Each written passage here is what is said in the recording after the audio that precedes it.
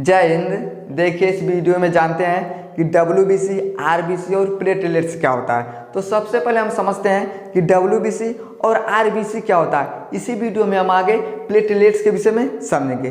चलिए समझिए। देखिए पहला है WBC।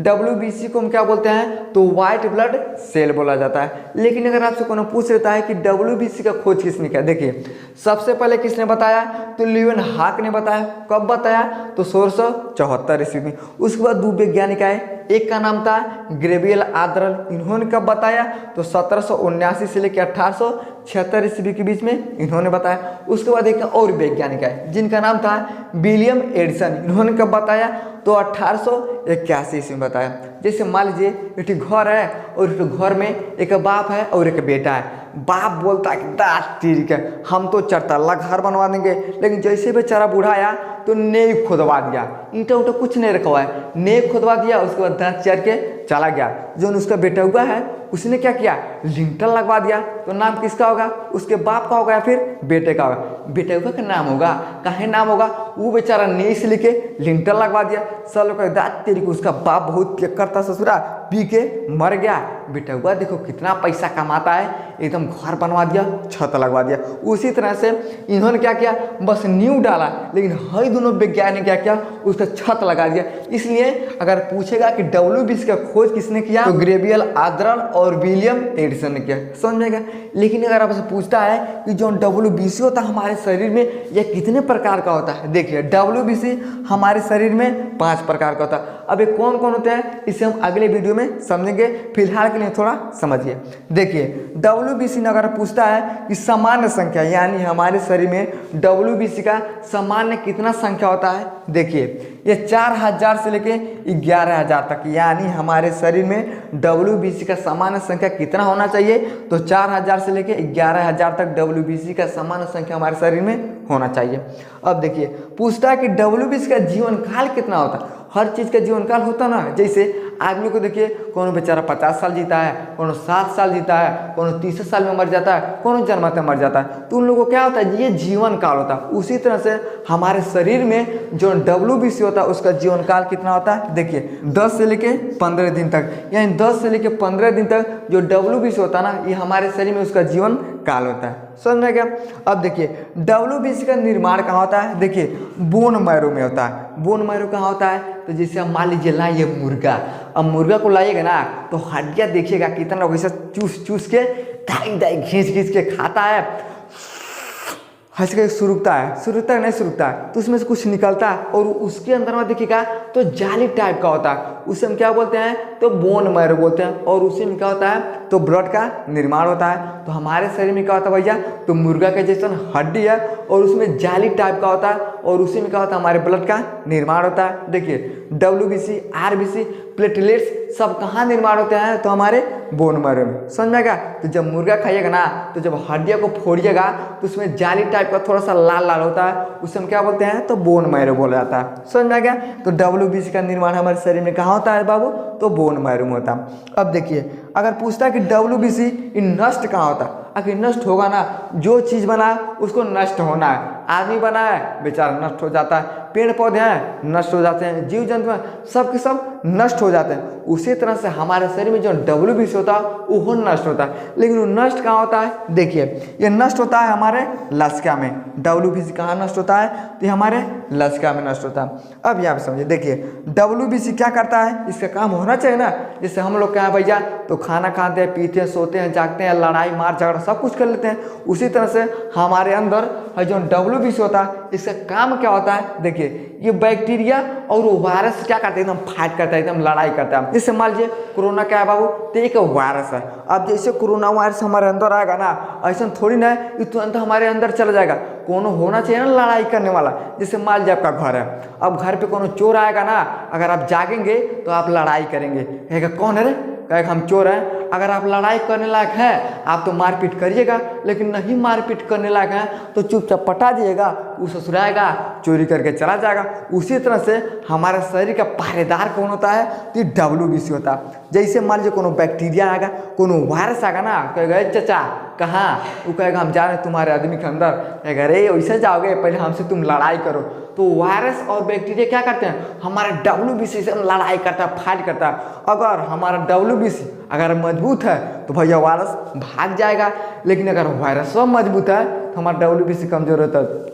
ठीक है, अब जा चाचा, अब जौन मन करे तुम कर लो। तो क्या होता है, ये लड़ाई करता है। जैसे दो की पहलवान बाजेगा ना तो एक पहलवान जीतेगा, जो ढेर मजबूत रहेगा तो जीत जाएगा। उसी तरह से है जो कोरोना वायरस बैक्टीरिया है, ये काहे जीत जाता है, तो ये हमारे WBC से मजबूत होता है। और जब मजबूत होता है जाके ऐसे सिग्नल लाता है तो WBC पीछे आके गिर जाता है, तब क्या होता है, वायरस हमारे अंदर चला जाता है। तो उस क्रिया को हम क्या बोलते हैं, उसे हम लिम्फोसाइट बोलते हैं। समझ में आ गया। यानी जो WBC होता है ये बैक्टीरिया वायरस से क्या करता है, लड़ता है। अगर कमजोर बैक्टीरिया वायरस है तब तो ठीक है, हमारा शरीर बच जाएगा, लेकिन अगर बहुत मजबूत है ना तो ये क्या करता है, बेचारा WBC कमजोर पड़ जाता है और गिर जाता है, इस हमारे अंदर अटैक कर देते हैं। उसे हम क्या बोलते हैं, उसे हम लिम्फोसाइट बोलते हैं। तो ये किसका काम हो गया बाबू, तो ये WBC का। समझ में आ गया। अब हम RBC के विषय में समझते हैं। देखिए RBC को क्या बोला जाता है, तो रेड ब्लड सेल बोला जाता है। यानी RBC को हम क्या बोलते हैं, तो रेड ब्लड सेल्स बोलते हैं। समझ में आ गया। अब यहाँ पे समझिए, अगर आपसे पूछता है कि RBC का खोज किसने किया, तो देखिए किसने किया, एंटोनी लियोन हाग ने। यानी RBC का खोज किसने किया, तो एंटोनी लियोन हाग ने किया। अब यहाँ पे समझिए, देखिए जो RBC होता है ना, ये हमारे शरीर में अकेला 40% होता है। जैसे WBC, RBC, प्लेटलेट्स है ना, तो 60% में WBC और प्लेटलेट्स होता है, लेकिन है 40% अकेला कौन होता है, तो ये RBC होता है। अब देखिए RBC हमारे शरीर में नॉर्मल कितना होना चाहिए। देखिए पुरुष का मतलब समझते हैं ना, यानी जो मर्द होता है उससे क्या बोला जाता है, तो पुरुष बोला जाता है। अगर पुरुष में पूछता है, देखिए 4.7 से लेके 6.1 मिलियन माइक्रोलीटर क्या होना चाहिए, तो RBC होना चाहिए। यानी हम लोग क्या भैया, पुरुष है। पुरुष में कितना होना चाहिए RBC, तो देखिए सामान्य 4.7 से लेके 6.1 मिलियन माइक्रोलीटर क्या होना चाहिए, RBC होना चाहिए। किसके शरीर में, पुरुष के शरीर में। लेकिन महिला में पूछता है, देखिए महिला में कितना होना चाहिए, मेहरारू में कितना होना चाहिए, तो 4.2 से लेके 5.4 मिलियन माइक्रोलीटर ये महिला के अंदर RBC होना चाहिए। ये सामान्य हम आपको बता रहे हैं। लेकिन अगर पूछता है कि बच्चा, जो बच्चा सब होता है ना छोट छोट, अगर उन लोगों में पूछता है, देखिए अगर बच्चों में पूछता है तो 4.0 से लेके 5.5 मिलियन माइक्रोलीटर क्या होना चाहिए बाबू, तो बच्चों में होना चाहिए। ये क्या है, ये नॉर्मल RBC। यानी पुरुष में पूछता है तो 4.7 से लेके 6.1 मिलियन माइक्रोलीटर पुरुष में होना चाहिए। महिला में पूछता है तो 4.2 से लेके 5.4 मिलियन माइक्रोलीटर ये महिला में होना चाहिए। और बच्चों में पूछता है तो 4.0 से लेके 5.5 मिलियन माइक्रोलीटर किस में होना चाहिए, तो ये बच्चों में होना चाहिए। अब देखिए RBC का निर्माण कहाँ होता है, तो ये भैया बोन मैरो में होता है। तो हम पहले ही आपको बताए हैं कि जो WBC होता है, RBC होता है, प्लेटलेट्स होता है, सबका निर्माण कहाँ होता है, तो हमारे बोन मैरो में होता है। समझ में क्या। देखिए अगर आपसे पूछता है कि सबसे बड़ा RBC किसके अंदर होता है, कौन होगा ना कि जो उनके अंदर सबसे ज़्यादा RBC होगा, तो कौन होता है, तो हाथी होता है। और हाथी बहुत बड़ा जानवर भी होता है। अगर आपसे पूछता है कि एक बार बताओ RBC किसके अंदर बहुत ज़्यादा होता है, तो हाथी के अंदर सबसे ज़्यादा क्या होता है, RBC होता है। लेकिन अगर पूछता है कि सबसे कम किसके अंदर होता है, देखिए एक कस्तूरी मृग होता है। मृग का मतलब क्या होता है, तो हिरन। यानी एक कस्तूरी हिरन होता है, उसके अंदर सबसे कम क्या होता है, RBC होता है। सबसे ज़्यादा RBC हाथी के अंदर, सबसे कम RBC तो ये कस्तूरी मृग के अंदर। अब देखिए अगर पूछता है कि RBC का काम क्या होता है, देखिए WBC का काम क्या था, तो बैक्टीरिया वायरस से बेचारा लड़ रहा था। अब इसका काम क्या होता है, देखिए ये ब्लड का कंपोनेंट होता है। और कंपोनेंट होता क्या है, तो इसमें हीमोग्लोबिन पाया जाता है। अब हीमोग्लोबिन का काम क्या होता है भैया, तो ये हवा को प्रत्येक कोशिका के पास ले जाता है। जैसे हम सांस लेते हैं, ये कहाँ लेके गया भैया, फेफड़ा के पास, और फेफड़ा से हवा को शुद्ध किया और प्रत्येक कोशिका में धई दे धड़ाधड़ भेज दिया, लो चाचा तुम लो, लो चाचा तुम लो। ये क्या करता है, तो ये ऑक्सीजन को पहुंचाने का क्या होता है, इसी का काम होता है। जैसे ट्रक क्या है भैया, तो बड़ी ज़्यादा गिट्टी बालू लेके जाता है। उसी तरह से जो हमारे शरीर में RBC होता है, ये क्या होता है, ब्लड का कंपोनेंट होता है। कहाँ होता है, तो इसमें हीमोग्लोबिन होता है। ये हीमोग्लोबिन का काम क्या होता है, तो ये ऑक्सीजन को हमारे फेफड़े से क्या करता है, प्रत्येक कोशिका में ले जाने का धड़ाधड़ एकदम क्या करता है, पूरी की तरह बांटता है। जैसे अम्मा जी पूरी खाइएगा ना, क्योंकि चलवैया रहेगा, वो क्या करेगा, ए चाचा हाई ला पूरी 4 ठो 5 ठो थोड़ा धड़ बांटेगा। उसी तरह से ऑक्सीजन को ले जाने का काम किसका होता है, तो हीमोग्लोबिन का होता है। ये फेफड़ से ऑक्सीजन को पकड़ता है और प्रत्येक कोशिका में ले जाता है। लेकिन अगर आपसे इहो को पूछ सकता है कि एक बात बताओ, जो आरबीसी होता है इहो नष्ट होना चाहिए ना। जैसे WBC था, ये बेचारा 10 से 15 दिन के बाद नष्ट हो जाता था, तो इहो तो नष्ट होना चाहिए, इहो नष्ट होता है। देखिए जो आरबीसी होता है कहाँ नष्ट होता है, तो तिल्ली यानी प्लीहा में नष्ट होता है। आप ही कहिएगा ये तिल्ली का है, तो तिल्ली हमारे पेट में होता है और उसका बनावट कुछ इस तरह से होता है। तो जो आरबीसी होता है इसका जीवन काल कितना होता है, तो 120 दिन होता है। और जैसे 120 दिन पूरा हो जाएगा ना, तो ये आरबीसी बेचारा खराब हो जाएगा, और जैसे खराब हो जाएगा तो कहाँ जाएगा, ये तिल्ली यानी प्लीहा में जाएगा, और प्लीहा में जाने के बाद ही नष्ट हो जाएगा। इसलिए प्लीहा को क्या बोला जाता है, तो आरबीसी का कब्रिस्तान बोला जाता है। अगर आपसे कोनो पूछ भी सकता है कि एक बात बताओ तो आरबीसी का कब्रिस्तान कौन है, तो देखिए जहाँ आदमी दफनाया जाएगा वह ना कब्रिस्तान होगा। उसी तरह से जब आरबीसी खराब हो जाता है तो जाकर कहाँ मिल जाता है, तो तिल्ली यानी प्लीहा में, और वह भी क्या होता है, नष्ट हो जाता है। ये किसका काम था, तो ये आरबीसी का। समझ में आ गया आपको, समझ में आ गया WBC और आरबीसी। अब इसका स्क्रीनशॉट लीजिए। अब हम प्लेटलेट्स के विषय में थोड़ा समझ लेते हैं। चलिए अब समझते हैं कि प्लेटलेट्स का काम क्या होता है। चलिए ध्यान समझिए। देखिए प्लेटलेट्स को हम क्या बोलते हैं, तो रक्त बिंबार बोला जाता है। अगर आपसे कोनो पूछ लेता है जो प्लेटलेट्स हुआ है इसका रासायनिक नाम क्या है, तो थ्रोम्बोसाइट यानी थ्रोम्बोसाइट क्या होता है, तो प्लेटलेट्स का रासायनिक नाम होता है। देखिए इसका काम क्या होता है, तो हार्मोन्स, प्रोटीन और ब्लड को थक्का बनाता है। जैसे मान जब खूब जा रहे हैं मोटरसाइकिल चला के, नलका खोल के, टोपी लगा के, एकदम चश्मा लगा के, टिन्हैया हीरो बन के खूब तेज जा रहा है, तब तक पता चला कहीं घिरिया के हाथ गोड़, जैसे घिर जाएगा तो छिला जाएगा। जैसे हमारा हाथ है, खूब तेज के रगड़ देंगे तो छिला जाएगा, और जैसे छिलाता ना तो ब्लड बाहर आने लगता है, और जैसे ब्लड बाहर आता है तो थक्का कौन जमाता है, तो प्लेटलेट्स का काम होता है। ये कहता है कि देखो जैसे तुम हवा के संपर्क में जाओगे ना, हम तुरंत तो तुमको जमा देंगे। तो इससे पहले वाले वीडियो में हम आप लोगों को बता दिए हैं कि ब्लड का थक्का जमता कैसे है। तो किसकी वजह से जमता है, तो प्लेटलेट्स की वजह से जमता है।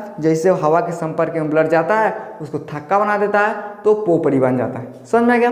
अब यहाँ पे समझिए। देखिए अगर पूछता है कि प्लेटलेट्स का ये संख्या कितना होता है, देखिए हमारे शरीर में 1,50,000 से लेके 4 लाख प्रति घन मिलीमीटर होना चाहिए। कौन होना चाहिए, तो प्लेटलेट्स होना चाहिए। कितना होना चाहिए, तो ये 1.5 लाख से लेके 4 लाख प्रति घन मिलीमीटर होना चाहिए। समझ में आ गया।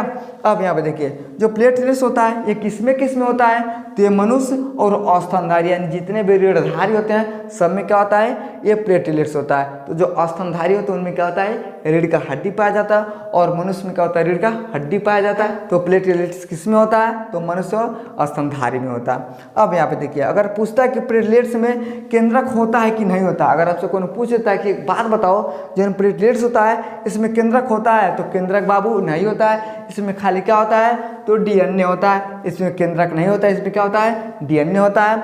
अब पूछता है कि बनता कहाँ है, तो ये बोन मैरो में बनता है। हम पहले आपको बता दें कि WBC RBC कहाँ बनता है, तो ये बोन मैरो में बनता है। अब देखिए इसका मृत्यु क्या होता है, तो ये प्लीहा में होता है। और प्लीहा कौन होता है, देखिए इस तरह से होता है। इसे हम प्लीहा बोलते हैं, स्प्लिट बोलते हैं, और तिल्ली भी बोला जाता है। तो ये भी कहाँ जाके मर जाता है, तो प्लीहा में मर जाता है।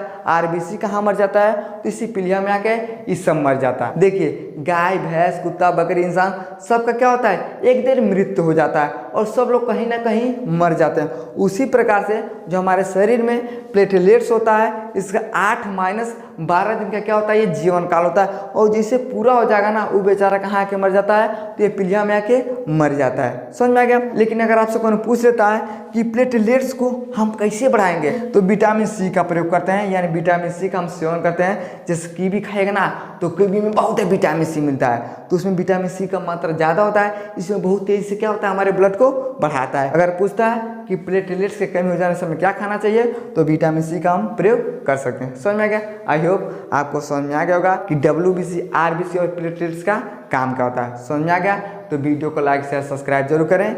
जय हिंद।